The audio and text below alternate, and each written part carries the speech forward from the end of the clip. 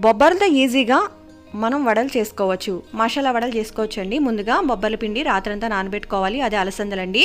నానబెట్టుకుని ఇది మిక్సీలోకి తీసుకోవాలి. దీంట్లోకి దాల్చిన చెక్క, లవంగాలు వేసుకోవాలి. వేసుకుంటే మసాలా ఫ్లేవర్ వస్తుందన్నమాట. దీంట్లోకి వెల్లుల్లిపాయలు కూడా తీసుకున్నానండి. వెల్లుల్లిపాయలు కూడా వేసుకుని మెత్తగా మిక్సీ పట్టుకోవాలి. ఇలా మెత్తగా అయిన తర్వాత దీంట్లో చిన్న చిన్న ముక్కల కింద అల్లం, అలాగే పచ్చిమిర్చి, అలాగే కొత్తిమీర, అలాగే కరివేపాకు, అలాగే పుదీనా వేసుకోండి, చాలా బాగుంటుంది. తర్వాత ఏంటంటే ఉల్లిపాయ ముక్కలు పొడుగ్గా కట్ చేసి వేసుకున్నాను. మీకు కావాలంటే చిన్నగా కూడా కట్ చేసి వేసుకోవచ్చు. ఎవరికైనా దీని వీడియో కావాలంటే ఫుల్ వీడియో అనేది ఛానల్ నేమ్ కింద ఇచ్చాను. తర్వాత సాల్ట్ వేసుకోవాలండి. తర్వాత ఏంటంటే కొద్దిగా జీలకర్ర కూడా వేసుకోవాలి. తర్వాత చూడండి మొత్తం కలుపుకోవాలండి. ఈ బొబ్బల పప్పు నానబెట్టింది కూడా నేను పక్కన పెట్టుకున్నా, మర్చిపోయానండి, అది కూడా వేసుకోవాలి. కరకరలాడుతూ బాగా వస్తాయి. తర్వాత స్టవ్ ఆన్ చేసి ప్యాన్ పెట్టుకుని ఆయిల్ వేసిన తర్వాత, ఆయిల్ హీట్ ఎక్కిన తర్వాత మనము ఇలాగ వాళ్ళ కింద వేసుకోవాలి. అంతే అండి. ఈ వీడియో నచ్చితే లైక్ చేయండి, సబ్స్క్రైబ్ చేసుకోండి.